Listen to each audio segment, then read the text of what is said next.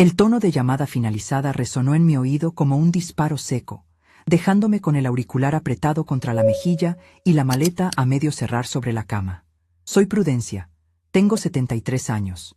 Levanté un imperio de logística desde un camión oxidado y soy viuda. Mi hija cree que soy una vieja frágil que estorba, pero olvidó que la tarjeta corporativa que lleva en el bolso lleva mi firma en el contrato original. Estaba allí parada, en medio de mi habitación, rodeada por el suave olor a lavanda que uso para guardar la ropa de invierno. Sobre el edredón de plumas, mi maleta abierta parecía una boca burlona, mostrando mis blusas cuidadosamente dobladas, el frasco de mis pastillas para la presión y ese sombrero de paja que compré la semana pasada en el mercado, pensando en el sol de la playa. Me había tomado 3 días empacar. 3 días de ilusión, de revisar el pronóstico del tiempo, de imaginarme sentada frente al mar viendo a mis nietos jugar en la arena. La llamada había durado menos de 2 minutos. «Mamá, no te preocupes por el taxi», me había dicho Claudia, mi hija, con esa voz acelerada que usa cuando quiere evitar una discusión. «Ya estamos en el aeropuerto». «¿Cómo que en el aeropuerto?», pregunté, sintiendo un frío repentino en el estómago, aunque la calefacción estaba encendida. «Pero si el vuelo sale a las 6, yo estoy lista. Solo esperaba que Roberto pasara por mí». Hubo un silencio breve al otro lado de la línea, interrumpido por el altavoz del aeropuerto anunciando una puerta de embarque. Luego, la voz de Claudia, teñida de esa paciencia falsa que se le tiene a los niños y a los ancianos. «Ah, mamá, es que... Mira, lo hablamos Roberto y yo anoche. Ya decidimos hacer el viaje sin ti». Sentí que las rodillas me flaqueaban y tuve que sentarme en el borde de la cama, aplastando sin querer una de mis blusas de lino. «¿Sin mí?», repetí, como una tonta.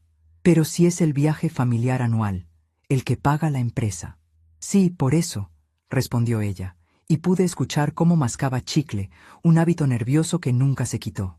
«Es que este año queremos hacer cosas más... de aventura. Caminatas largas, cenas tarde, ya sabes. No creímos que te fuera a gustar. Te cansarías mucho, mami. Es por tu bien. Además, ya documentamos las maletas». «No creímos que te fuera a gustar». La frase se me clavó en el pecho. No era por mi bien. Era porque les daba vergüenza ir despacio. Era porque querían beber y trasnochar sin la mirada de la abuela presente. Era porque para ellos, yo ya no era la mujer que conducía camiones de carga por carreteras de terracería para pagarles la universidad. Ahora era solo un mueble viejo que respiraba. «Pero Claudia», intenté decir, con la voz quebrada. «Ay, mamá, no te pongas dramática. Te traeremos un recuerdo. Cuida la casa. Un beso, que perdemos el vuelo». Y colgó. Así, sin más. «Cuida la casa». Me quedé mirando el teléfono inalámbrico en mi mano. Era un modelo viejo, con números grandes, el que Roberto me compró diciendo que era más fácil para mis ojos, aunque yo sigo leyendo los balances contables sin gafas si la luz es buena. El silencio de la casa se me vino encima. Era una casa grande, demasiado grande para una sola persona, comprada con el sudor de 40 años de trabajo en Transportes La Gaviota. Lentamente, dejé el teléfono en la mesita de noche. Mis manos, llenas de manchas de la edad y con los nudillos un poco hinchados por la artritis, empezaron a temblar. No de miedo, sino de una mezcla amarga de tristeza y humillación. Miré el sombrero de paja. Se veía ridículo ahora. Una vieja ilusa comprando sombreros para un viaje al que no fue invitada. Sentí una lágrima caliente rodar por mi mejilla y caer sobre mi mano. La limpié con rabia. Durante años había permitido esto.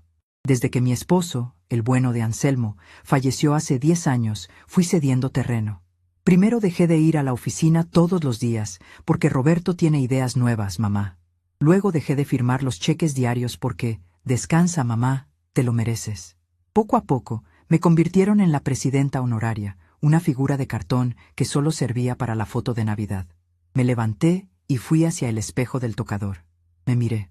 Vi las arrugas, el cabello blanco recogido en un moño impecable, la postura que empezaba a encorvarse. Pero en mis ojos, esos ojos negros que heredé de mi padre, todavía quedaba algo. Un brillo duro. El mismo brillo que tenía cuando negociaba tarifas con los sindicatos de camioneros en los años 80, cuando ser mujer en este negocio era casi un suicidio. Por tu bien, susurré, imitando el tono condescendiente de mi hija. Bajé las escaleras despacio, sintiendo el peso de la casa vacía. Fui a la cocina, no a prepararme un té de manzanilla para calmar los nervios como ellos esperarían, sino a buscar algo específico. Abrí el cajón del fondo, donde guardamos las cosas que ya no sirven. Allí, debajo de manuales de electrodomésticos viejos y llaves oxidadas, saqué una libreta de cuero negro desgastado. Era mi vieja libreta de claves bancarias. Roberto, mi yerno, siempre se jactaba de ser un genio de las finanzas modernas. Todo lo manejaba desde su celular de última generación. El papel es obsoleto, suegra, me decía con esa sonrisa de tiburón que pone cuando cree que me está enseñando algo. Pero Roberto olvidó una regla básica de nuestra empresa familiar. La cuenta maestra, la que alimenta las tarjetas de crédito corporativas Black, que él y Claudia usan como si fueran de agua inagotable, sigue estando a mi nombre personal como fundadora. Caminé hacia el despacho de mi difunto esposo, un lugar donde casi no entro. Olía a madera vieja y a tabaco rancio, un olor que extrañaba. Me senté en su silla giratoria, que chirrió bajo mi peso. Encendí la vieja computadora de escritorio. Tardó una eternidad en arrancar, tosiendo y zumbando, pero encendió. Entré al portal del banco. Mis dedos teclearon la contraseña de memoria. Una combinación de fechas que ellos nunca adivinarían. El día que compramos el primer camión. La pantalla parpadeó y me mostró los movimientos recientes. Ahí estaba. Cargo pendiente. Aerolíneas Internacionales. 42,000 pesos. Cargo pendiente. Duty Free Aeropuerto. 8,500 pesos. Y el más reciente, procesado hace apenas unos minutos, seguramente una reserva automática o un depósito de garantía. Preautorización. Hotel Gran Paraíso Resort and Spa. 150,000 pesos. 150,000 pesos. Iban a la suite presidencial. La misma suite donde Claudia dijo que no cabíamos todos el año pasado. Sentí que la sangre me hervía, pero al mismo tiempo, una calma fría se apoderó de mí. No era la calma de la resignación, era la calma del estratega antes de la batalla. Ellos pensaron que al dejarme en tierra me quitaban el poder. Pensaron que la tarjeta de plástico que llevaban en el bolsillo era el poder. No entendían que el plástico es solo un conducto, y yo soy la represa. Recordé las palabras de Claudia.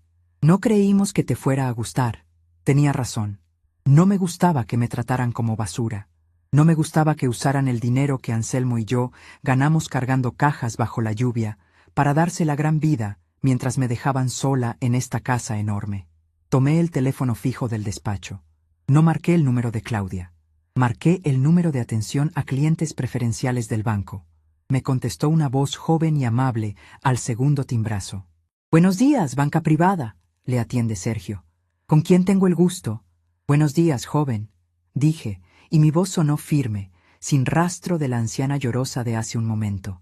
«Habla la señora Prudencia, titular de la cuenta empresarial de Transportes La Gaviota». «Un honor saludarla, doña Prudencia. ¿En qué puedo ayudarla hoy?» Miré la pantalla de la computadora, viendo los números parpadear. Imaginé a Claudia y a Roberto subiendo al avión, pidiendo champán, riéndose de cómo se habían librado de la vieja pesada. Imaginé su llegada al hotel, el sol, la brisa, la recepción de lujo con toallas húmedas y cócteles de bienvenida. «Mire, joven», dije, alisando una arruga invisible en mi falda.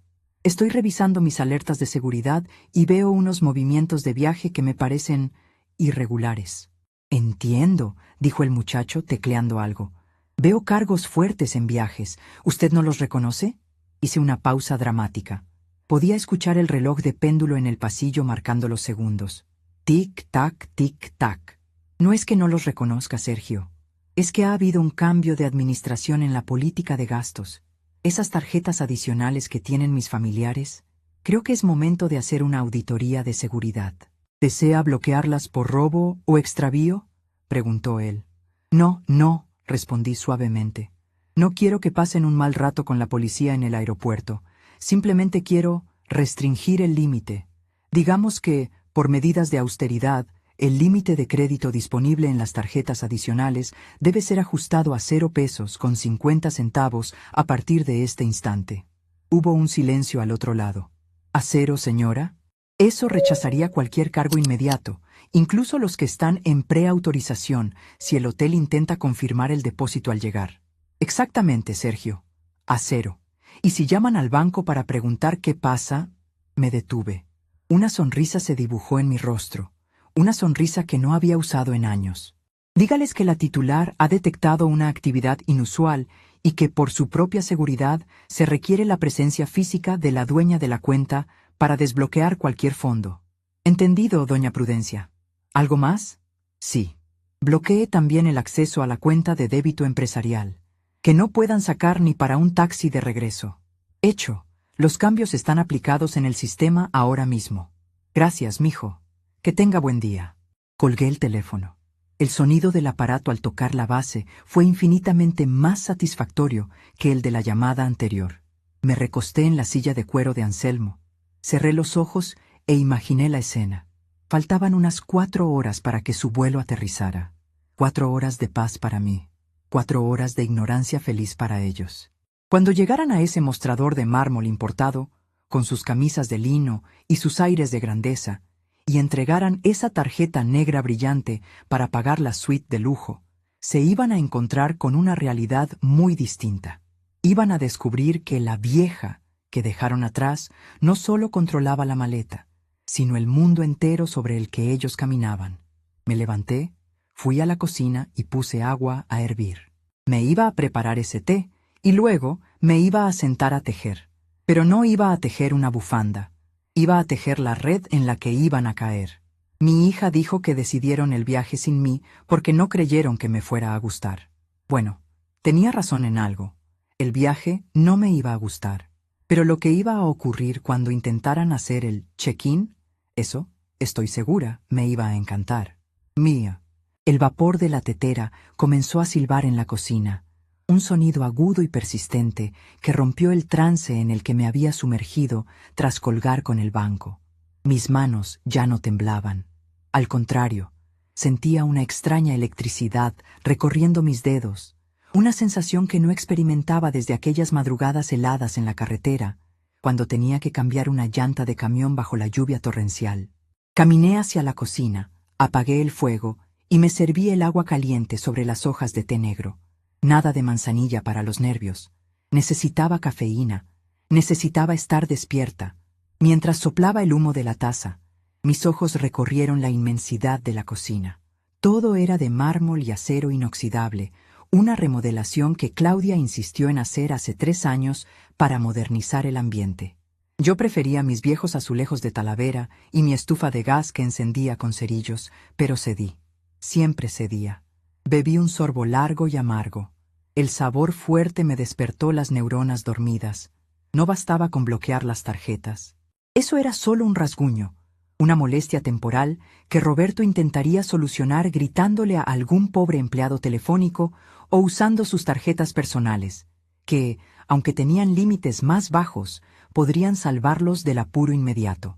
Si quería que la lección fuera real, si quería recuperar lo que era mío, necesitaba saber exactamente dónde estaba parada. Necesitaba munición pesada. Regresé al despacho de Anselmo. La pantalla de la computadora seguía brillando con el portal del banco, pero ahora necesitaba algo más tangible. Me dirigí hacia la pared este, donde colgaba un enorme cuadro al óleo de un paisaje montañoso, un regalo de los empleados cuando cumplimos 25 años con la empresa. Roberto siempre se burlaba de ese cuadro. Decía que era kitsch y de mal gusto. Lo que Roberto no sabía, porque nunca se dignó a preguntar la historia de las cosas, es que detrás de esas montañas pintadas había una caja fuerte empotrada en el muro. Moví el pesado marco con un esfuerzo que me hizo crujir el hombro, pero no me importó. Ahí estaba la caja de acero gris, fría y silenciosa. La combinación... ¿Cuál era la combinación? Cerré los ojos y dejé que mi memoria muscular actuara. 3 vueltas a la derecha, parando en el 20. 2 a la izquierda hasta el 45. Una vuelta completa a la derecha hasta el 81. El año en que nació Claudia. ¡Qué ironía! La clave de mi seguridad era la fecha de nacimiento de quien ahora me traicionaba. La palanca giró con un clac metálico satisfactorio. La puerta se abrió, exhalando un olor a papel antiguo y secretos guardados. Dentro no había joyas ni fajos de billetes. Eso era para las películas. Había carpetas, carpetas de cuero grueso, actas notariales y libros de actas de asamblea. Saqué el legajo más grueso, el que decía Acta Constitutiva y Poderes Original. Lo puse sobre el escritorio de caoba y encendí la lámpara de lectura. La luz amarilla iluminó las letras mecanografiadas hace décadas. Empecé a leer. No como la anciana que lee una receta de cocina, sino como la dueña que revisa un contrato leonino. Mis ojos saltaban de cláusula en cláusula. Ahí estaba mi nombre. Prudencia Valdés, accionista mayoritaria, con el 60% de las acciones con derecho a voto. Anselmo tenía el 40%, que al morir pasó a mí, aunque repartí un porcentaje simbólico a Claudia para que se sintiera parte del negocio. Seguí pasando páginas hasta encontrar lo que buscaba. Los poderes otorgados a Roberto hace 5 años, cuando mi salud flaqueó por una neumonía, y ellos aprovecharon mi debilidad en el hospital para hacerme firmar papeles de rutina para que la empresa no se detenga. Leí el documento con lupa, literalmente. Saqué la lupa de mango de hueso del cajón y analicé cada palabra. Roberto tenía un poder general para pleitos y cobranzas y actos de administración. Sonaba imponente. Sonaba a que él era el rey. Pero mis ojos de halcón, esos que detectaban un error de facturación a 3 metros de distancia, encontraron la cláusula dorada, la pequeña línea al final de la página 3, que probablemente ni él ni su abogado moderno se molestaron en memorizar. Dicho poder es revocable en cualquier momento por el administrador único o la asamblea de accionistas y queda supeditado a la ratificación anual por parte de la presidencia del Consejo. La presidencia del Consejo. Yo. Una risa seca escapó de mi garganta. Llevaban 3 años sin hacer la asamblea anual formal. Solo me traían papeles para firmar en la mesa del comedor, mientras yo comía sopa, diciéndome, «Firma aquí, mamá, es lo de los impuestos». Y yo firmaba.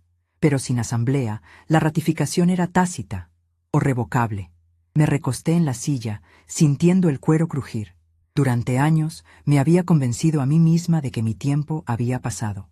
Me miraba en el espejo y veía las arrugas, el cabello blanco, la ropa holgada que Claudia me compraba para estar cómoda. Me había tragado el cuento de que la vejez es sinónimo de inutilidad. Mamá, tú no entiendes de marketing digital. Suegra, la logística ahora es puro software, los camiones se manejan solos casi. Abuela, mejor vete a descansar, nosotros nos encargamos. Me habían ido limando las garras, poco a poco, con dulzura envenenada. Me habían convertido en la mascota de la empresa, la venerable fundadora a la que se le saca en silla de ruedas para la foto y luego se le guarda en el armario. Me subestimaron. Creyeron que porque camino lento, pienso lento.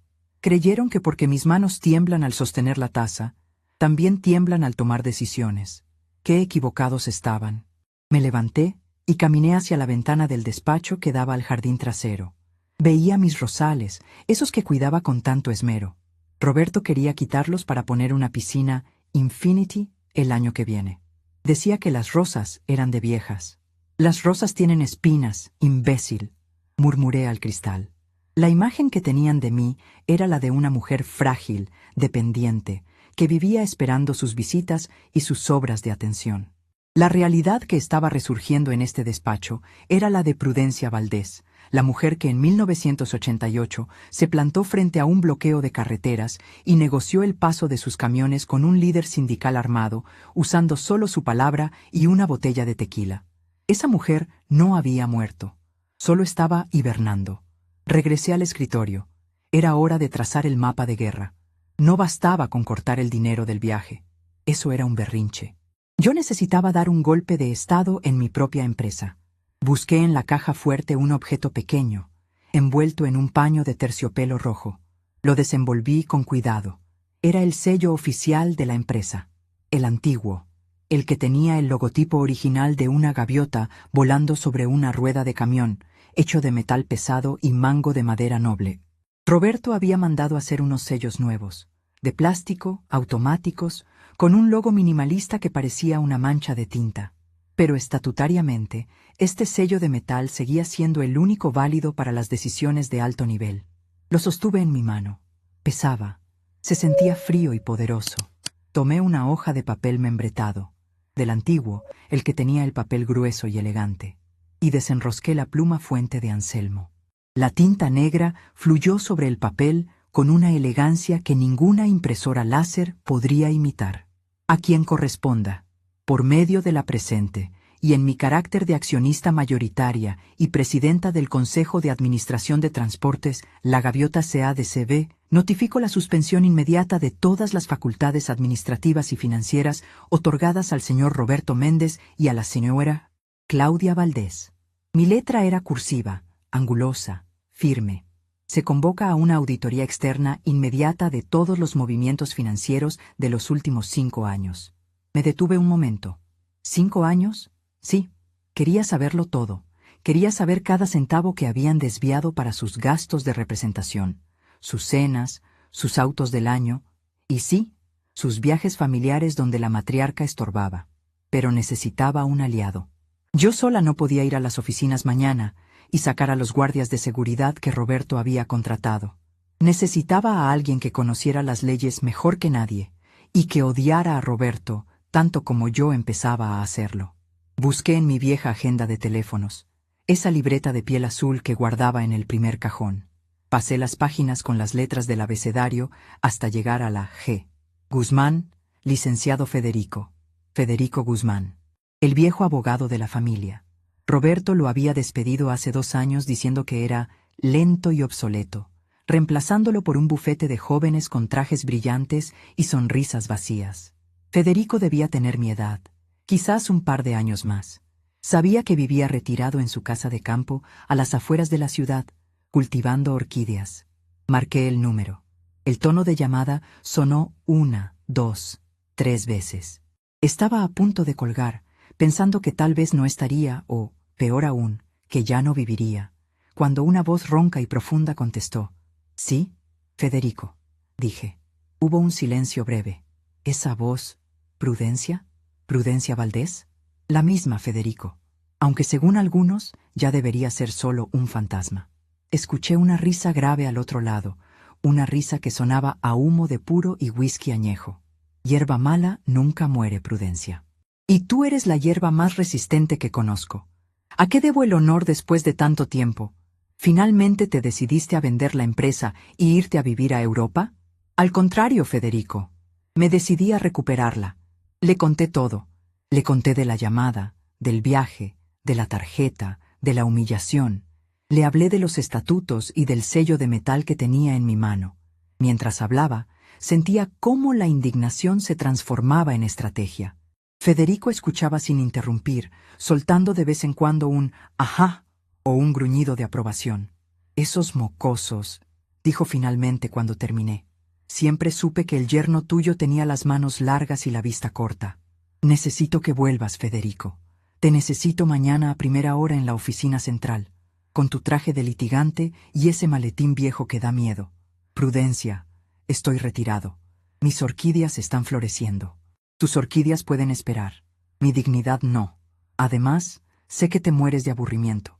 Y te ofrezco el doble de lo que cobrabas antes, pagado directamente de mi cuenta personal, no de la empresa, para que no haya rastro hasta que sea tarde». Escuché el sonido de un encendedor al otro lado. A las 8 en punto estoy en la puerta de la planta, pero con una condición. ¿Cuál?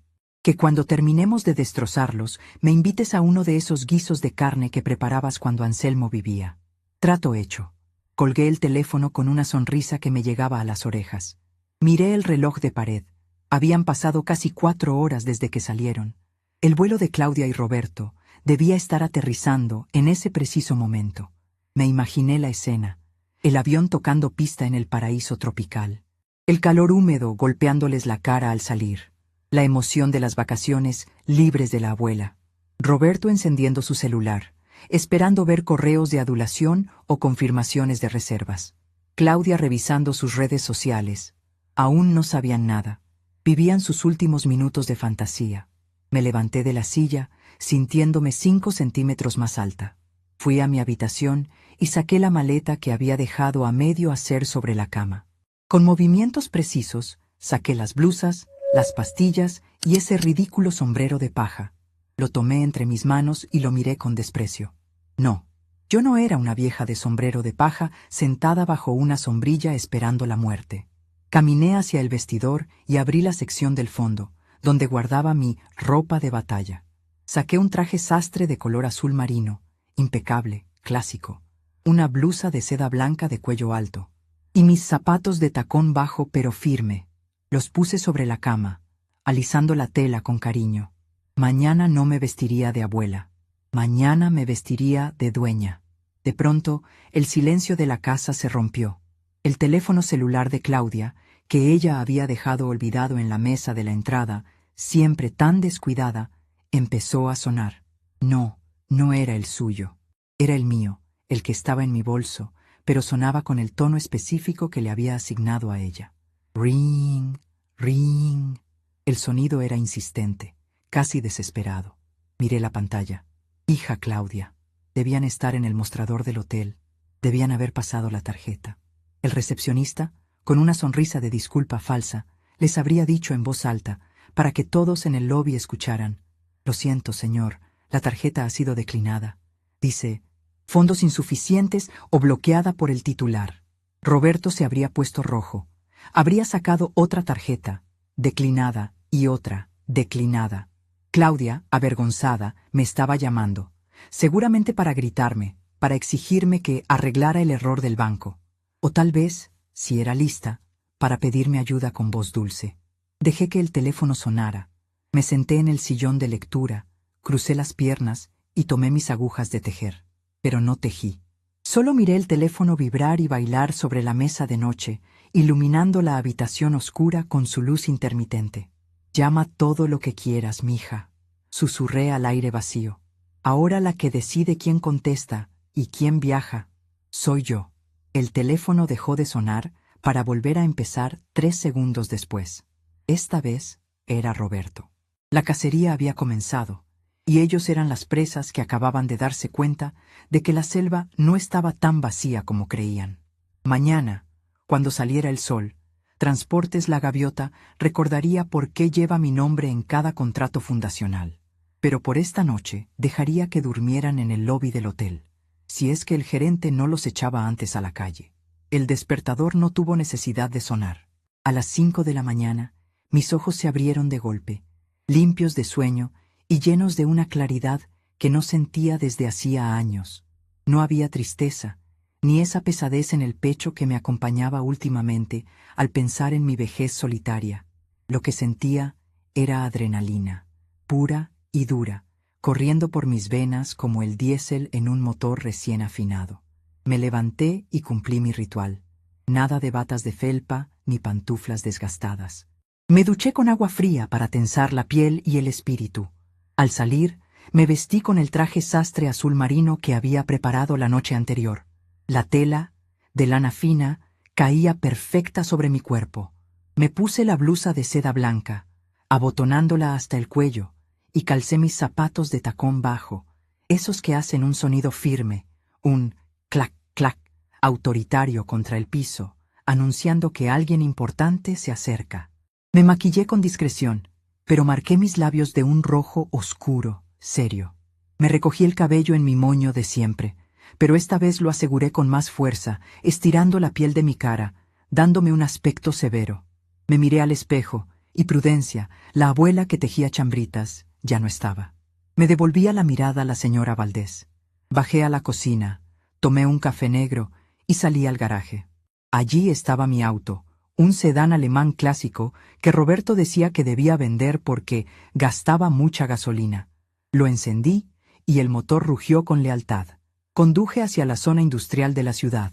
El sol apenas comenzaba a pintar de naranja el horizonte, iluminando las naves industriales y los camiones que salían a ruta. Al llegar al portón de Transportes La Gaviota, vi a Martínez, el jefe de seguridad de toda la vida, cabeceando en la caseta. Toqué el claxon, un sonido largo y grave. Martínez saltó de su silla y se asomó, frotándose los ojos. Al ver mi coche, se quedó paralizado un segundo. Roberto había dado órdenes estrictas de que la señora ya no venía a la planta, y que si venía, debía anunciarse. Pero Martínez era de la vieja guardia. Martínez sabía quién firmaba sus cheques de aguinaldo desde 1990. Abrió la reja eléctrica sin hacer preguntas, cuadrándose en un saludo militar mientras yo pasaba. Bajé la ventanilla. «Buenos días, Martínez», dije con voz proyectada. «A partir de hoy, nadie entra ni sale de las oficinas administrativas sin mi autorización personal. ¿Entendido?» «Sí, doña Prudencia». «Entendido», respondió él, con los ojos muy abiertos pero con una chispa de respeto que creí perdida. Estacioné en el lugar marcado como Dirección General. Había un auto deportivo rojo ocupando la mitad de la línea, seguramente de algún amigo de Roberto o del mismo Roberto que lo dejó ahí. No me importó. Estacioné mi sedán cruzado justo detrás, bloqueando su salida. Si querían moverlo, tendrían que pedirme las llaves. Al bajar, vi un auto negro, antiguo pero impecable, estacionado en el área de visitas. Federico Guzmán estaba recargado en el cofre, fumando un cigarrillo delgado, con su maletín de cuero gastado a los pies. Llevaba un traje gris que olía a naftalina y leyes viejas, y una sonrisa torcida en el rostro. «Llegas 2 minutos tarde, Prudencia», me dijo, tirando el cigarro y pisándolo con la suela de su zapato. «El tráfico no respeta ni a las reinas, Federico», respondí, dándole la mano. Su apretón fue fuerte, seco. «¿Listo para la cacería?» «Nací listo. Vamos a ver qué desastre han hecho estos muchachos con tu legado». Entramos al edificio. El aire acondicionado estaba demasiado fuerte, como siempre le gustaba a Roberto, para mantener a la gente despierta. Las oficinas estaban en ese silencio tenso previo a la jornada laboral. Algunos empleados de limpieza nos miraron pasar con asombro, cuchicheando en cuanto dábamos la espalda. Subimos al segundo piso, donde estaban las oficinas ejecutivas. Al llegar al escritorio de la recepción principal, vi a Sandra, la secretaria ejecutiva que Roberto contrató hace 6 meses. Era una chica joven, muy eficiente para reservar restaurantes y vuelos, pero que me miraba siempre con esa lástima reservada para los ancianos seniles. Al vernos salir del elevador, Sandra se puso de pie de un salto, tirando su café sobre los papeles. Su teléfono de escritorio estaba sonando insistentemente, una luz roja parpadeando como una alarma de incendio. «Señora Valdés», tartamudeó, buscando servilletas. «No, no la esperábamos. El licenciado Roberto no está, anda de viaje y...» «Lo sé, Sandra», la interrumpí, caminando directo hacia ella. «Sé perfectamente dónde está Roberto. Y sé por qué suena ese teléfono». El aparato seguía sonando. Ring, ring, ring. Era un sonido agudo, desesperado. Es él, señora», dijo Sandra, pálida como el papel. «Lleva llamando media hora. Está furioso. Dice que las tarjetas no pasan, que el hotel los tiene retenidos en el lobby con las maletas porque no pueden pagar el depósito de garantía. Dice que llame al banco, que llame a sistemas, que llame a la policía si es necesario». Federico soltó una risita por lo bajo y se dirigió a la cafetera de la esquina. «No contestes, Sandra», ordené con suavidad. «Pero me va a despedir si no contesto. Me grita muy feo, señora». Me acerqué al escritorio y puse mi mano sobre la suya, deteniendo su temblor. «Mírame, muchacha, Roberto no te puede despedir. Él es un empleado más. La dueña soy yo. Y si vuelves a contestarle el teléfono sin mi permiso, entonces sí, la que te va a despedir soy yo. ¿Estamos claras?» Sandra tragó saliva y asintió frenéticamente. «Desconecta el teléfono», le dije. Ella obedeció, arrancando el cable de la pared. El silencio que siguió fue glorioso. «Ahora, necesito las llaves de la oficina de Roberto y las claves de acceso al servidor principal». «Las claves las tiene él, señora.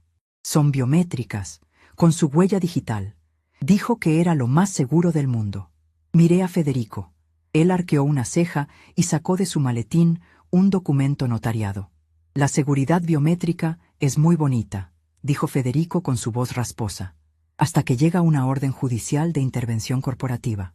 Llama al de sistemas, niña. Dile que el asesor legal de la empresa requiere acceso inmediato, o se le fincarán responsabilidades por obstrucción de auditoría». Sandra corrió a buscar al técnico. Yo caminé hacia la puerta doble de caoba de la oficina principal. Mi antigua oficina. Estaba cerrada con llave. «¿Esperamos la llave?», preguntó Federico. No tengo tiempo para llaves, respondí. Me quité el zapato derecho, tomé el tacón con fuerza y golpeé el panel de vidrio esmerilado junto a la chapa. No se rompió, pero hizo suficiente ruido para que un empleado de mantenimiento que pasaba por ahí corriera a abrirnos con su llave maestra, asustado por la señora loca. Entramos. Lo que vi me revolvió el estómago. Mi antiguo despacho, sobrio y elegante, parecía ahora un salón de juegos para adolescentes ricos. Había una mesa de billar en una esquina, una barra de bar completa donde antes estaban mis archiveros, y en la pared, donde solía estar el mapa de rutas nacionales que Anselmo trazó a mano, había una pantalla gigante de televisión. ¡Qué falta de respeto!, murmuró Federico pasando el dedo por la mesa de billar. Se gastaron las utilidades en juguetes. Me senté en la silla ergonómica de Roberto. Era cómoda, demasiado cómoda. Una silla para dormir, no para trabajar. Encima del escritorio había fotos. Fotos de ellos en París, en Nueva York, en cruceros. En ninguna aparecía yo, ni siquiera en las de las fiestas familiares. Me habían borrado de la historia visual de mi propia familia. El jefe de sistemas, un muchacho pálido con gafas gruesas, entró temblando. Federico le entregó el acta constitutiva y mi nombramiento como administradora única vitalicia. El chico ni lo leyó, solo vio mi cara y la de Federico, y supo que el reinado de Roberto había terminado. En 5 minutos teníamos acceso a todo. Bien, dije, ajustándome los lentes para leer la pantalla. Vamos a ver de dónde sale el dinero para tanta aventura. Las siguientes 2 horas fueron de un silencio laborioso, solo roto por el tecleo constante y los suspiros de indignación de Federico. Mira esto, Prudencia, señaló Federico en la pantalla de su laptop. Gastos de consultoría externa, 50.000 mensuales, pagados a una empresa fantasma registrada a nombre de, vaya sorpresa, un primo de Roberto. Y aquí, dije yo, señalando otra columna, mantenimiento de flota vehicular VIP. Roberto está pasando los servicios de su coche deportivo y el de Claudia como si fueran tractocamiones de carga. Era un saqueo hormiga, sistemático, descarado. No eran grandes robos de millones de un golpe. Eran miles de pequeños mordiscos que desangraban a la empresa mes con mes, mientras ellos me decían que los márgenes estaban bajos y que por eso no podíamos subir los sueldos a los choferes. La rabia me calentaba la cara, pero ya no era esa rabia impotente de ayer. Era una rabia fría, calculadora. Estaba armando el expediente. Cada factura, cada transferencia, cada mentira quedaba guardada en una memoria USB que colgaba de mi cuello como un talismán. De pronto, mi celular personal vibró en el escritorio. Lo miré. Era Claudia. Lo dejé sonar. 1 vez, 2 veces. Luego empezó a sonar el teléfono fijo de la oficina de Roberto, el que Sandra no había podido desconectar porque era una línea directa privada. Miré la pantalla del identificador. Número privado. Sabía que eran ellos. Debían estar desesperados. Probablemente habían intentado usar las tarjetas de débito personales y también habían rebotado. Seguramente estaban llamando desde el teléfono del gerente del hotel o desde una cabina, si es que todavía existen. Federico me miró y asintió. Es momento, Prudencia. Déjalos oír tu voz. Respiré hondo. Alicé mi blusa. Levanté el auricular con calma. Transportes La Gaviota, Dirección General, dije, con voz profesional y neutra. Hubo un silencio al otro lado, seguido de una respiración agitada. ¿Sandra? Era la voz de Roberto, pero sonaba distinta, aguda, quebrada, sin esa arrogancia habitual. Sandra, ¿eres tú? ¿Por qué carajos no contestas mi celular? Te voy a despedir, inútil. Pásame con contabilidad ahora mismo. Dejé pasar 2 segundos. Buenos días, Roberto. Sandra no puede atenderte ahora. Está ocupada redactando tu carta de renuncia. El silencio al otro lado de la línea fue tan absoluto que pensé que se había cortado la llamada. Podía escuchar muy al fondo el sonido de olas y música tropical, y la voz chillona de Claudia preguntando, ¿quién es? ¿Qué dicen? ¿Suegra? Preguntó Roberto con un hilo de voz. ¿Qué haces en la oficina? ¿Por qué contestas mi teléfono? Tu teléfono, Roberto, es propiedad de la empresa, respondí, recargándome en el respaldo de la silla y girando levemente. Así como la silla en la que estoy sentada, el escritorio que usas para planear tus vacaciones y el dinero que intentaste usar para pagar tu suite presidencial. Todo es de la empresa. Y la empresa, querido yerno, soy yo. Mamá, ¿qué está pasando? Escuché a Claudia arrebatarle el teléfono. Estamos en el hotel y es una vergüenza espantosa. Las tarjetas no pasan. Nos tienen aquí como delincuentes en la recepción. Dicen que si no pagamos en 10 minutos nos sacan las maletas a la calle. Arregla esto con el banco inmediatamente. Seguro olvidaste firmar algún papel de autorización. Su tono exigente, esa costumbre de culparme de sus problemas, fue la gota que colmó el vaso. No olvidé nada, Claudia, dije, endureciendo la voz. Al contrario, recordé. Recordé que soy la dueña. Recordé que ustedes viven de mi trabajo. Y recordé que dijeron que decidieron el viaje sin mí porque no me iba a gustar. Mamá, por favor, no empieces con tus dramas ahora, dijo Claudia, bajando un poco el tono, intentando manipularme. Ya lo hablamos, era por tu bien. Mira, estamos muy estresados. Los niños tienen hambre. Desbloquea las cuentas y cuando regresemos, te prometo que vamos a cenar todos juntos, ¿sí? Te llevaremos un regalo bonito. Solté una carcajada seca que resonó en la oficina vacía. Federico me miraba con aprobación, encendiendo otro cigarro a pesar de los detectores de humo. No necesito regalos, hija. Ya me di el mejor regalo esta mañana. Me regalé mi dignidad de vuelta. ¿De qué hablas? Intervino Roberto, recuperando el teléfono. Suegra, escúchame bien. No sé qué te metiste en la cabeza, pero esto es ilegal. No puedes bloquear los fondos corporativos. Soy el apoderado legal. Eras, corregí. Eras el apoderado. El licenciado Guzmán está aquí conmigo. ¿Te acuerdas de Federico? El que dijiste que estaba viejo y obsoleto. Bueno, resulta que él y yo estamos revisando unas facturas muy interesantes sobre una empresa de consultoría fantasma. Y creo que al SAT le va a encantar ver lo que estamos encontrando. Escuché un jadeo al otro lado. El golpe había aterrizado. Roberto sabía que yo sabía. Suegra, Prudencia. Su voz cambió instantáneamente. Ahora era temeroso, suplicante. Mira, podemos explicarlo. Todo tiene una explicación contable. No hagamos cosas de las que nos podamos arrepentir. Estamos a miles de kilómetros, no tenemos efectivo. ¿Qué quieres que hagamos? Miré por la ventana de la oficina. Veía el patio de maniobras, los camiones entrando y saliendo, los choferes trabajando bajo el sol. Gente honesta, gente que sudaba cada peso. Lo que quiero que hagan, dije despacio, saboreando cada sílaba, es que experimenten la aventura que tanto buscaban. Querían un viaje sin mí, ¿verdad? Pues ahí lo tienen, sin mí y sin mi dinero. Mamá, no nos puedes dejar aquí, gritó Claudia al borde de la histeria. No tenemos cómo volver. Los boletos de avión de regreso también estaban cargados a la tarjeta corporativa. Ah, qué pena, dije con falsa conmiseración. Supongo que tendrán que caminar, o buscar un trabajo allá lavando platos. Dicen que el trabajo dignifica, Claudia. Quizás les venga bien aprender lo que cuesta ganarse la vida, en lugar de gastársela de su madre. ¡Prudencia!, gritó Roberto. Te voy a demandar. Te voy a declarar mentalmente incompetente. Inténtalo, reté, sintiendo el poder fluir por mis manos. Pero hazlo rápido, Roberto, porque en cuanto cuelgue este teléfono, voy a proceder a cancelar también sus líneas de celular corporativas. Tienen aproximadamente 5 minutos antes de quedarse incomunicados. No, espera, suplicó él. Buen viaje, familia. Disfruten la playa. Dicen que la arena es muy cómoda para dormir si no tienes para el hotel.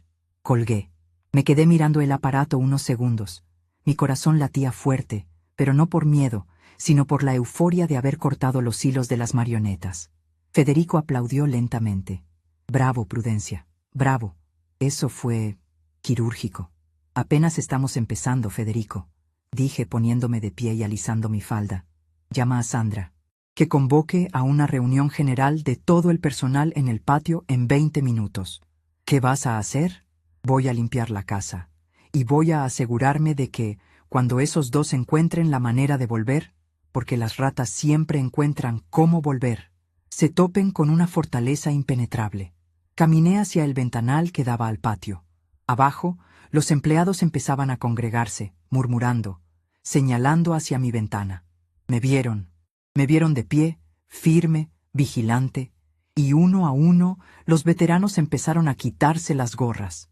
Roberto y Claudia estaban varados en un paraíso que se había convertido en su infierno, pero yo acababa de aterrizar en mi propio reino, y tenía mucho trabajo que hacer antes de que cayera la noche.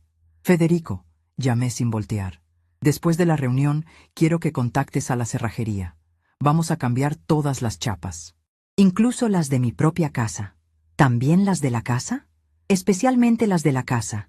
Si quieren entrar a recoger sus cosas, tendrán que tocar el timbre y pedir permiso. Como las visitas. Sonreí.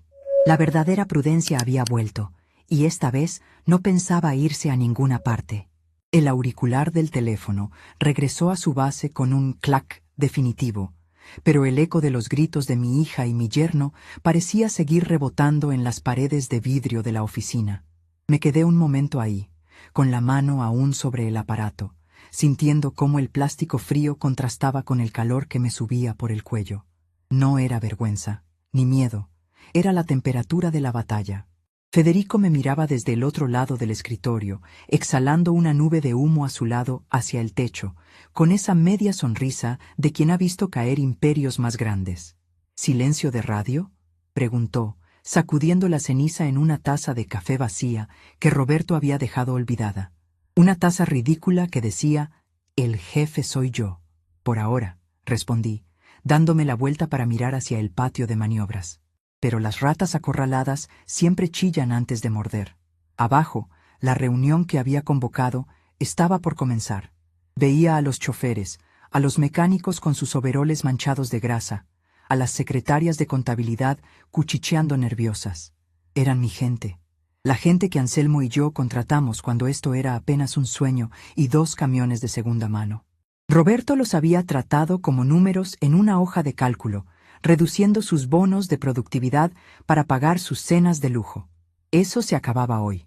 «Vamos, Federico», dije, alisando mi saco azul marino. «Vamos a recordarles quién firma los cheques». Bajamos las escaleras metálicas que daban directo al taller. El sonido de mis tacones sobre el metal resonó con autoridad. Al llegar al piso de concreto, el murmullo cesó de golpe. Martínez, el guardia, se quitó la gorra. Don Chucho, el jefe de mecánicos, se limpió las manos en un trapo rojo y se adelantó un paso. «Doña Prudencia», dijo Chucho, con esa voz rasposa de quien ha respirado diésel 40 años. «Pensamos que ya no la veríamos por aquí.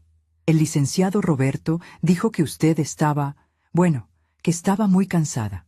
«El cansancio se quita durmiendo, Chucho», respondí, elevando la voz para que todos me escucharan sin necesidad de micrófono. «Pero la estupidez no se quita ni volviendo a nacer, y parece que en esta empresa ha habido un exceso de ambas cosas». Hubo algunas risas nerviosas. «A partir de este momento», continué mirando a los ojos a cada uno, «la Administración de Transportes La Gaviota regresa a sus orígenes. Se acabaron los consultores externos que no saben cambiar una llanta. Se acabaron los recortes de personal para pagar viajes de placer. Y sobre todo, se acabó el miedo. El que trabaje, comerá. El que venga a robar, se irá». Un aplauso tímido comenzó al fondo, iniciado por las empleadas de limpieza, y pronto se convirtió en una ovación sólida, genuina. Sentí un nudo en la garganta, pero no me permití llorar. Una generala no llora frente a sus tropas. Al regresar a la oficina, el ambiente había cambiado. Sandra, la secretaria, ya no temblaba.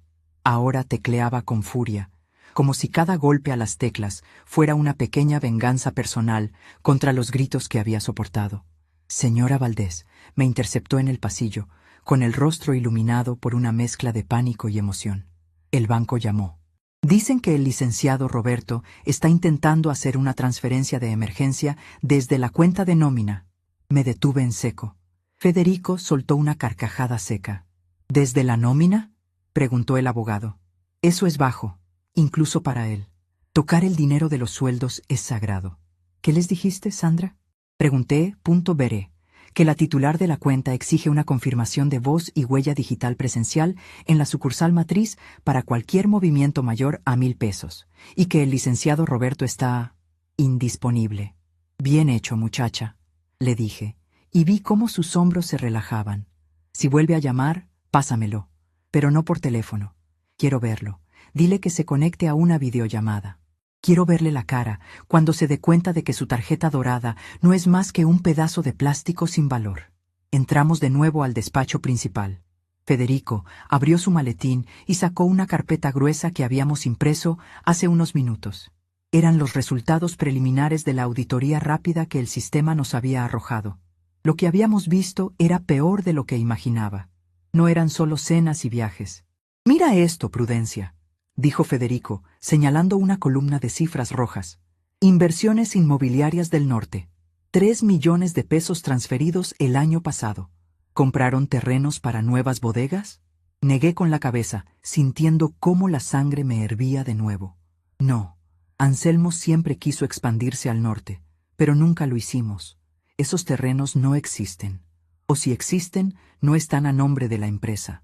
Están a nombre de una sociedad anónima donde Claudia aparece como socia mayoritaria, confirmó Federico, ajustándose los lentes.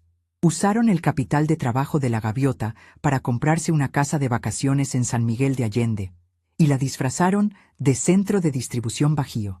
Me dejé caer en la silla de cuero. Una casa en San Miguel. Mientras yo me preocupaba por si alcanzaba para el aguinaldo de los choferes, mi hija se compraba una finca colonial con el dinero del diésel. «No creímos que te fuera a gustar», susurré, repitiendo sus palabras con amargura. Claro que no me iba a gustar. No me gusta que me roben. La computadora de escritorio emitió un sonido de alerta. Una solicitud de videollamada entrante. El usuario era Roberto Méndez, iPhone 14 Pro Max. Respiré hondo.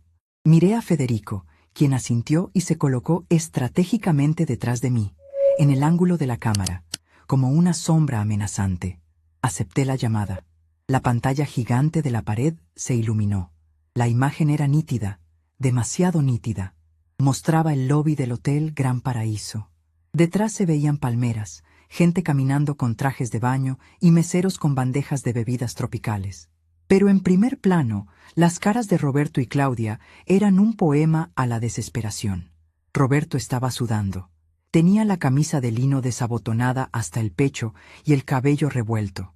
Claudia, a su lado, tenía el maquillaje corrido y sostenía a mi nieto menor, que lloraba pidiendo un helado.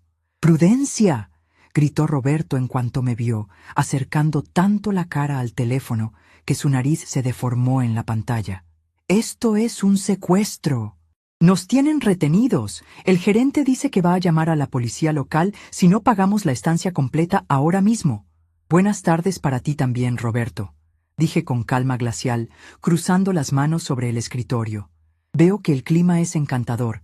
Una lástima que no puedan disfrutarlo». «Mamá, por Dios», intervino Claudia, empujando a Roberto. «Deja de jugar. Mis hijos tienen hambre. No nos dejan ni pedir una botella de agua. ¿Cómo puedes hacernos esto? Somos tu familia». «¿Familia?», repetí la palabra saboreando su hipocresía. «Curioso concepto de familia tienen ustedes. Familia es la que se cuida, la que se respeta, no la que se roba». Roberto palideció. Su tono agresivo vaciló por un segundo. ¿De qué hablas? Son solo gastos operativos, Prudencia. Todo está justificado. Si desbloqueas las cuentas, te prometo que al volver te explico cada centavo. Es más, te nombraremos presidenta honoraria vitalicia. Te daremos una placa. Ya tengo una placa, Roberto. Lo interrumpí, tomando el pesado sello de metal de la empresa y dejándolo caer sobre el escritorio con un golpe sordo. Y dice, dueña. Y sobre las explicaciones, creo que te va a costar mucho trabajo explicar el centro de distribución Bajío en San Miguel de Allende. El silencio en la videollamada fue absoluto. Incluso el niño dejó de llorar.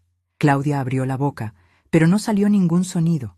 Roberto parecía que iba a vomitar ahí mismo, sobre el piso de mármol del hotel. Tú sabes», balbuceó él. «Lo sé todo», dije, y mi voz sonó tan dura como el asfalto de la carretera. «Sé de la consultora fantasma de tu primo. Sé de los coches deportivos registrados como utilitarios. Sé de la casa en San Miguel. Sé que llevan 5 años desangrando el legado de mi esposo y el futuro de mis nietos para jugar a ser millonarios». Federico dio un paso al frente, entrando en el cuadro de la cámara. Roberto dio un salto hacia atrás al verlo. «Licenciado Méndez», dijo Federico con su voz de lija, Le informo que en este momento se está redactando una denuncia penal por administración fraudulenta, abuso de confianza y desvío de recursos. La pena acumulada podría rondar los 15 años de prisión, sin derecho a fianza por el monto de lo defraudado. ¡No!, gritó Claudia, agarrando el brazo de su marido. «Mamá, no puedes meternos a la cárcel. Soy tu hija». «Eres mi hija, sí», dije, sintiendo una punzada de dolor en el pecho, pero manteniéndome firme. «Y precisamente porque soy tu madre, tengo la obligación de enseñarte lo que debiste aprender hace años, que los actos tienen consecuencias. Ustedes querían independencia, ¿no? Querían hacer las cosas a su manera. Pues bien, su manera es un delito. Prudencia, por favor». Roberto estaba llorando ahora. Lágrimas de miedo, no de arrepentimiento. «Podemos arreglarlo. Venderemos la casa de San Miguel, devolveremos el dinero. Pero no nos dejes aquí. No tenemos ni para el taxi al aeropuerto». Me recosté en la silla, observándolos. Eran patéticos. Toda esa arrogancia, esos trajes de marca, esa actitud de superioridad, todo se había desmoronado en cuanto les quité la tarjeta de crédito. Eran niños disfrazados de adultos. «Tienen dos opciones», dije, levantando 2 dedos. «Opción A. Dejo que el proceso legal siga su curso. El banco congela sus cuentas personales, que por cierto ya ordené investigar. La policía los detiene al pisar suelo nacional y sus hijos ven cómo se llevan a sus padres esposados». Claudia sollozó, tapándose la boca con la mano. «Opción B», continué. «Firman ahora mismo, digitalmente, la renuncia irrevocable a todos sus cargos en la empresa. Ceden las acciones de Claudia de regreso a mi nombre como pago parcial del desfalco. Y me entregan las escrituras de la casa de San Miguel y cualquier otro bien adquirido con dinero de la gaviota». «¡Eso es extorsión!», chilló Roberto, intentando recuperar un poco de dignidad. «No, Roberto, eso es misericordia», respondió Federico. «Porque si Prudencia quisiera, te dejaría pudrirte en una celda y tus hijos terminarían en el sistema de desarrollo familiar». Roberto miró a Claudia. Ella asintió frenéticamente, con el maquillaje negro corriendo por sus mejillas como una máscara trágica. Está bien», dijo Roberto, derrotado, bajando la cabeza. «Firmamos. Pero por favor, desbloquea la tarjeta para pagar el hotel y los vuelos de regreso». Me quedé pensando un momento. Podía hacerlo. Podía ser la abuela Salvadora. Pero recordé la frase. «No creímos que te fuera a gustar». Recordé la maleta abierta en mi cama. Recordé los años de humillación sutil. «No», dije suavemente. «¿Cómo que no?», preguntó Claudia, incrédula. «Aceptamos tus condiciones. Aceptaron devolver lo que robaron. Eso evita la cárcel, por ahora. Pero el viaje... el viaje fue decisión de ustedes. Ustedes decidieron irse sin mí. Ustedes decidieron gastar lo que no tenían. Así que ustedes verán cómo regresan». «¡Mamá! ¡Es imposible!». «Nada es imposible, Claudia. Tienes un reloj Cartier en la muñeca que vale por lo menos 3 noches de hotel. Roberto tiene un Rolex. Tienen anillos, cadenas, computadoras. Véndanlos. Empeñen sus cosas. Aprendan lo que es deshacerse de lo superfluo para sobrevivir. Es una lección de logística básica que les hará mucho bien». «Prudencia», suplicó Roberto. «Sandra les enviará los documentos legales a su correo en 5 minutos. Tienen 1 hora para firmarlos digitalmente. Si no recibo la confirmación en 60 minutos, Federico presentará la denuncia ante la fiscalía». «Mamá, por favor». «Y una cosa más», agregué, acercándome a la cámara para que vieran mis ojos, esos ojos negros y duros que no parpadeaban. «Cuando encuentren la forma de volver, si es que vuelven, no vayan a mi casa. Las cerraduras se cambiaron esta mañana. Sus cosas estarán en cajas en la bodega 3 del patio de maniobras. Pueden pasar por ellas en horario de oficina, previo registro en la caseta de vigilancia». «¿Nos estás echando a la calle?» «No, hija, los estoy echando al mundo real. Bienvenidos». Corté la llamada. La pantalla se fue a negro, llevándose consigo los lamentos y la imagen del paraíso que se había convertido en su prisión. La oficina quedó en silencio, solo roto por el zumbido del aire acondicionado. Me sentí agotada, como si hubiera descargado un camión entero yo sola, pero también me sentí ligera, inmensamente ligera. Federico cerró su carpeta con suavidad. «¿Crees que firmen?» «Firmarán», aseguré. Son cobardes, y los cobardes siempre eligen la salida fácil, aunque sea dolorosa. Me levanté y caminé hacia la barra de bar que Roberto había instalado. Había una botella de whisky caro, seguramente comprado con dinero de la empresa. Tomé 2 vasos y serví un poco. A las 8 de la mañana es un poco temprano, ¿no?, dijo Federico, aunque aceptó el vaso. No es para celebrar, viejo amigo, es para desinfectar la herida. Bebimos en silencio. El líquido ámbar quemó agradablemente al bajar. Miré alrededor de la oficina. Esos cuadros modernos, esa mesa de billar, esa decoración fría, todo tenía que irse. Sandra, llamé por el intercomunicador. ¿Sí, doña Prudencia? Llama a mantenimiento. Quiero que saquen esta mesa de billar de aquí ahora mismo. Que la donen a algún centro comunitario o que la quemen, no me importa. Y quiero mi viejo escritorio de vuelta. El de roble. Debe estar en el sótano. Enseguida, señora. Me acerqué a la ventana. El sol estaba alto ahora. Los camiones entraban y salían con un ritmo constante. Un ballet mecánico que yo conocía de memoria. Había recuperado mi empresa. Había recuperado mi dinero. Pero había perdido a mi hija, o al menos la ilusión de la hija que creía tener. Sin embargo, al ver mi reflejo en el cristal, vi a una mujer que se mantenía de pie. Sola, sí, pero de pie. De pronto, mi celular vibró con un mensaje de texto. Era una notificación automática del sistema legal digital. Documento firmado por Claudia Valdés y Roberto Méndez. Estado completado. Habían tardado menos de 10 minutos. El miedo es un motivador más eficiente que el amor, tristemente. Ya está hecho, Federico, dije mostrando la pantalla. La empresa es nuestra al 100% otra vez. ¿Y la casa de San Miguel? Bueno, creo que será un excelente lugar de retiro para los empleados más antiguos, ¿no crees? Federico sonrió, una sonrisa genuina que le arrugó los ojos. Creo que a Martínez le encantaría pasar unos días en una casa colonial. Me giré hacia la puerta. Había mucho que hacer.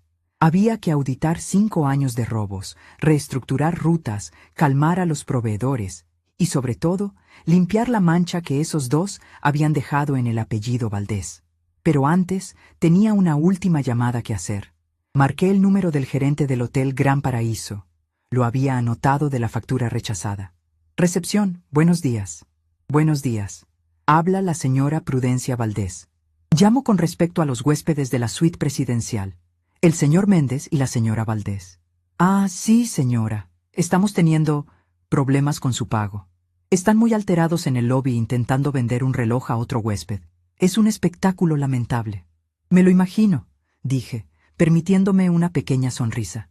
Mire, no voy a pagar su cuenta. Eso que quede claro. Entiendo. Entonces procederemos al desalojo y a llamar a las autoridades. Espere un momento. No quiero que los echen a la calle todavía. Tienen niños. Entonces, transfiéralos a una habitación estándar, la más barata que tenga, sin vista al mar, sin servicio a la habitación y sin acceso al buffet premium. Solo cama y desayuno continental básico. ¿Y quién cubrirá eso, señora? Yo lo haré. Cárguelo a mi tarjeta personal, la que termina en 4.989. Pero solo por 2 noches. Después de eso, están por su cuenta. Entendido, señora. ¿Desea que les dé algún mensaje? Sí, dije, mirando la foto de Anselmo que había rescatado de un cajón y puesto sobre el escritorio. Dígales que su madre dice que disfruten la aventura y que guarden energías, porque el camino de regreso va a ser largo. Colgué. No era venganza, era educación. Y la educación, como bien sabía yo, a veces entra con sangre, pero siempre, siempre entra mejor cuando se tiene el estómago un poco vacío y el orgullo roto. Ahora, a trabajar. Los camiones no se cargan solos. Continuará. Han pasado 3 semanas desde aquella videollamada que cambió el destino de mi familia y de mi empresa. 3 semanas en las que el aire dentro de Transportes La Gaviota ha dejado de oler a perfume caro y miedo para volver a oler a lo que siempre debió oler, a café recién hecho, a papel carbón y a trabajo honesto. Estoy sentada en mi viejo escritorio de roble, ese que Roberto había mandado al sótano porque decía que era antiguallas de pueblo. Lo mandé barnizar y ahora brilla bajo la luz de la mañana, sólido y confiable, igual que yo. La mesa de billar desapareció el mismo día que retomé el mando. En su lugar, ahora hay una mesa redonda de juntas donde mis gerentes de área, gente que lleva 20 años aquí, no consultores externos, se sientan a discutir rutas y mantenimientos con la seriedad que el negocio merece. Miro por el ventanal. Abajo, en el patio, la actividad es frenética pero ordenada. Ya no hay coches deportivos estorbando en las zonas de carga. Los camiones entran y salen como un reloj suizo. Y lo más importante, la gente sonríe. Ya no bajan la mirada cuando paso. Me saludan con un «Buenos días, doña Prudencia», que suena a respeto, no a terror. Federico entra a mi oficina sin tocar, como es su costumbre, trayendo consigo una carpeta azul bajo el brazo y ese olor inconfundible a tabaco de pipa y loción antigua. Se deja caer en la silla frente a mí, soltando un suspiro satisfecho. «Todo en orden, Prudencia», dice, golpeando la carpeta con el dedo índice. La transferencia de las acciones de Claudia quedó inscrita en el registro público esta mañana. La Casa de San Miguel de Allende ya está oficialmente a nombre de la empresa, bajo el rubro de Activos para Bienestar Social. ¿Y el desfalco?, pregunto, ajustándome las gafas para firmar unos cheques de nómina. Cubierto en un 80% con la venta de los activos que incautamos, los coches de lujo, las joyas que tenían en la caja fuerte de su casa, las acciones de esas empresas fantasma, todo liquidado. El resto se irá descontando de las utilidades futuras, pero la empresa está sana. Tienes flujo de caja otra vez. Asiento, sintiendo una paz que me calienta el pecho. No fue fácil. Tuve que despedir a la mitad del personal administrativo que Roberto había contratado, amigos de amigos que cobraban por no hacer nada, y tuve que renegociar con el banco. Pero cuando el gerente del banco vio que la gaviota volvía a pilotar el barco, nos extendió la línea de crédito sin chistar. La reputación, aprendí, vale más que cualquier saldo bancario. ¿Y ellos?, pregunto, sin levantar la vista del papel. Federico se acomoda en la silla y cruza las piernas. Están afuera. Llevan media hora en la sala de espera. Sandra dice que Roberto se ve más delgado y que Claudia no trae maquillaje. Dejé la pluma sobre el escritorio. Sabía que este momento llegaría. Habían logrado regresar hace 2 días. Según supe por los chismes de pasillo, tuvieron que vender los relojes y hasta las maletas de marca en una casa de empeño local allá en la playa para pagar los boletos de avión más baratos, con 3 escalas. El paraíso los había escupido de vuelta a la realidad. «Diles que pasen», ordené. Cuando la puerta se abrió, casi no los reconocí.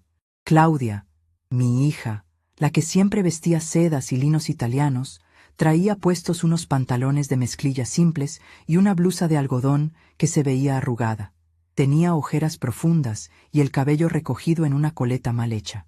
Roberto venía detrás, cabizbajo, con una camisa que le quedaba grande, como si hubiera encogido dentro de su propia piel. Ya no había rastro de la arrogancia del licenciado, solo había vergüenza. Se quedaron parados cerca de la puerta, como si temieran que el piso se abriera bajo sus pies. «Siéntense», dije, señalando las sillas sencillas frente a mí. Obedecieron en silencio. El silencio era pesado, cargado de todas las palabras que nos habíamos dicho y de las que nos habíamos callado durante años.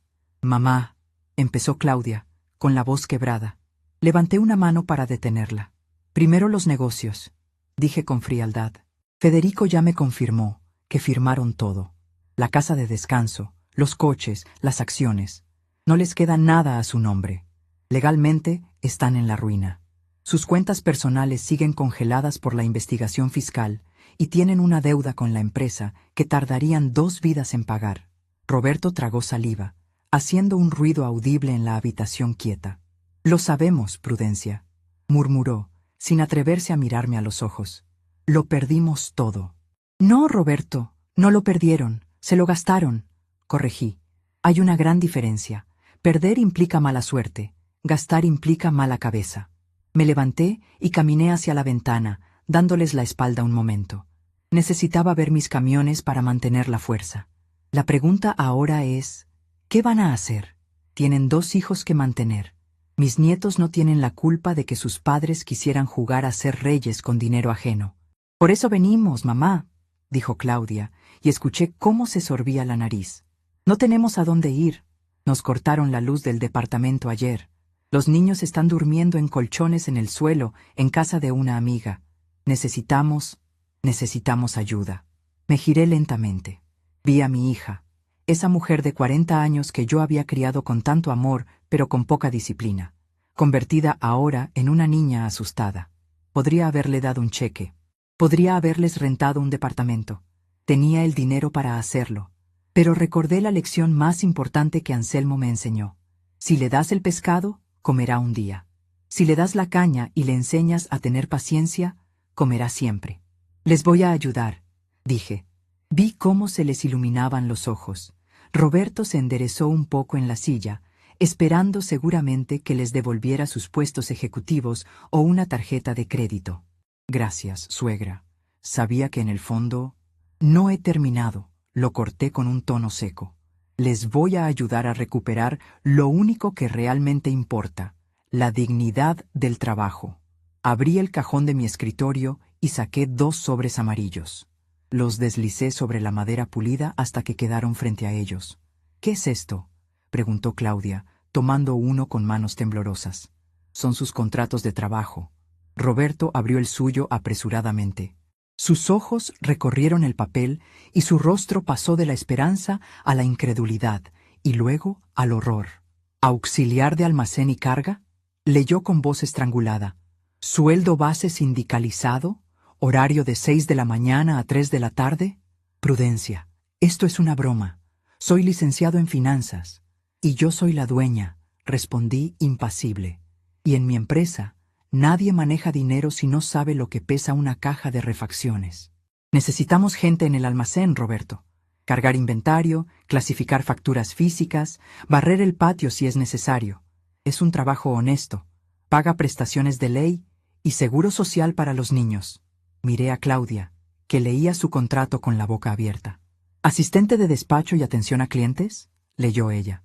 ¿Tengo que contestar teléfonos y atender las quejas de los choferes? Exactamente. Vas a escuchar de primera mano lo que sufren nuestros empleados cuando una unidad se descompone o cuando no les llega el pago a tiempo. Vas a aprender el negocio desde abajo, Claudia, desde donde yo empecé, desde donde tu padre empezó. Pero mamá, la gente nos conoce. ¡Qué vergüenza!, chilló ella con un último destello de su antigua vanidad. Me acerqué a la mesa y apoyé las manos sobre ella, inclinándome hacia mi hija. Vergüenza es robarle a tu madre, Claudia. Vergüenza es dejar a una anciana con la maleta hecha porque no le va a gustar el viaje. Vergüenza es vivir de apariencias. Trabajar nunca es vergüenza.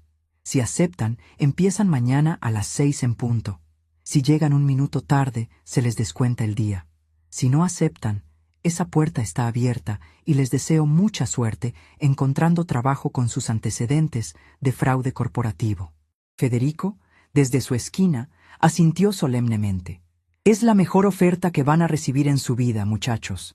Tómenlo de un viejo abogado. Roberto y Claudia se miraron. En esa mirada no hubo complicidad, sino resignación compartida. Vieron el abismo y vieron la cuerda que les estaba lanzando. Era una cuerda áspera, que les iba a quemar las manos, pero era la única que tenían. Aceptamos, dijo Roberto bajando la cabeza. Mañana a las 6, susurró Claudia. Perfecto, dije, volviendo a mi silla. Ahora, lárguense. Tengo una empresa que dirigir. Y pasen a Recursos Humanos a por sus uniformes. Los quiero con el uniforme limpio y planchado. Salieron de la oficina arrastrando los pies, derrotados, pero por primera vez en años, con un propósito real. No iban a ir a un spa, iban a ir a trabajar. Y tal vez, solo tal vez, dentro de unos años, el sudor les limpiara el alma. Cuando la puerta se cerró, Federico soltó una carcajada suave y aplaudió lentamente. Eres dura, Prudencia, dura como el acero. El acero se forja a golpes y fuego, Federico. Si quiero que algún día hereden esto y no lo destruyan, tengo que forjarlos ahora. El resto de la mañana transcurrió con una fluidez maravillosa. A las 12 del día, bajé al comedor de empleados. Antes, Roberto había prohibido que la dirección comiera con la tropa. Yo ordené que se sirviera un menú especial hoy. Mole poblano con arroz, el favorito de Anselmo. Cuando entré al comedor con mi bandeja de plástico, el murmullo cesó. Me senté en una mesa larga, junto a don Chucho y a 3 choferes que acababan de llegar de la ruta del norte. ¿Está bueno el mole, muchachos?, pregunté. Riquísimo, patrona, dijo uno de ellos, un joven con tatuajes en los brazos que me miraba con admiración. Oiga, ¿y es cierto lo de la casa? Levanté la voz para que todos escucharan. Sí, es cierto. La casa que la empresa recuperó en San Miguel de Allende será habilitada como centro de descanso vacacional para los empleados y sus familias. Se asignará por antigüedad y méritos. Martínez, el de seguridad, tiene el primer turno la próxima semana. Un vitoreo estalló en el comedor. Vi a Martínez, sentado en una esquina, secándose una lágrima con el dorso de la mano. Esa casa, que había sido símbolo de la avaricia de mi hija, ahora sería el lugar donde mis trabajadores crearían recuerdos felices con sus hijos. Justicia poética, le llaman. Comí mi mole con más gusto que cualquier banquete de lujo. Escuché sus historias, sus quejas sobre las carreteras, sus bromas. Me sentí viva. Me sentí útil. No era una vieja olvidada en una mansión vacía. Era el corazón que bombeaba sangre a toda esta organización. Por la tarde, subí de nuevo a mi oficina. El sol comenzaba a bajar, tiñendo el cielo de tonos naranjas y violetas, muy parecidos a los de aquel atardecer en la playa que nunca vi. Pero no me importaba. La vista desde aquí, con mis camiones alineados y listos para salir a conquistar el país, era 1000 veces mejor. Saqué mis agujas de tejer del cajón. Durante años, tejer había sido mi refugio, mi forma de matar el tiempo mientras esperaba que alguien se acordara de mí. Ahora, tejer era mi momento de meditación, mi pausa estratégica entre decisión y decisión. Empecé a tejer una bufanda. No era gris ni negra. Era de un rojo brillante, vibrante. Pensé en Claudia y Roberto. Mañana les dolería la espalda. Mañana les dolerían los pies. Mañana odiarían cada segundo de su existencia. Pero mañana, por primera vez, se ganarían el pan que se llevarían a la boca. Y eso, aunque ellos no lo supieran todavía, era el regalo más grande que una madre podía darles. Había recuperado mi empresa, sí, pero más importante aún, me había recuperado a mí misma. Miré la foto de Anselmo en el escritorio. Le guiñé un ojo. Tenías razón, viejo, murmuré. La gaviota vuela mejor contra el viento. Me levanté, tomé mi bolso y apagué la luz de la oficina. Al salir, vi a Sandra apagando su computadora. Hasta mañana, doña Prudencia. Que descanse. Hasta mañana, Sandra. Y no te preocupes por llegar temprano, mañana abro yo. Me gusta ver amanecer aquí. Caminé hacia el elevador con paso firme. Mis tacones resonaban en el pasillo vacío. Clac, clac, clac. No era el sonido de una anciana que se retira. Era el sonido de una mujer que apenas está empezando su segundo acto. Al llegar a mi coche en el estacionamiento, me detuve un segundo. Saqué el celular. Tenía un mensaje de Claudia. Gracias, mamá, por no dejarnos caer del todo. Perdónanos. No respondí. Las palabras se las lleva el viento. Los hechos son los que quedan. Guardé el teléfono y subí a mi auto. Arranqué el motor y salí del complejo industrial, dejando atrás el imperio que había construido, perdido y reconquistado. La ciudad se abría ante mí, iluminada y ruidosa.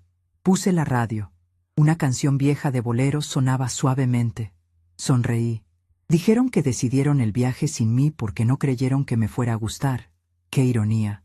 Al final, este viaje, el de recuperar mi vida y poner a cada quien en su lugar, ha sido la mejor aventura que he tenido en años. Y lo mejor de todo es que yo voy al volante. Manejé hacia casa, pensando en que mañana tendría que enseñarle a Roberto cómo se carga una caja sin lastimarse la espalda. Iba a ser un día divertido. La vida, a los 73 años, acababa de ponerse interesante.